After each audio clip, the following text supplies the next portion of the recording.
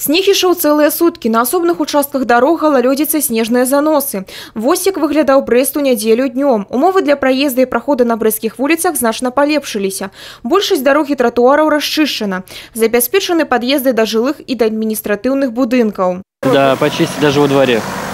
Так что все хорошо. У нас на Ковалевке расчистили прекрасно. Дороги чистые, тротуар чистый. Можно ходить и ездить. Все хорошо, все почищено, все убрано. Ну, скользко, конечно, жалко, что не посыпают, скользковато. Хоць снегапад прадставіў нямала клопатаў, яму ўсё ж такі рады. Скажи, а ты любишь снег? Да.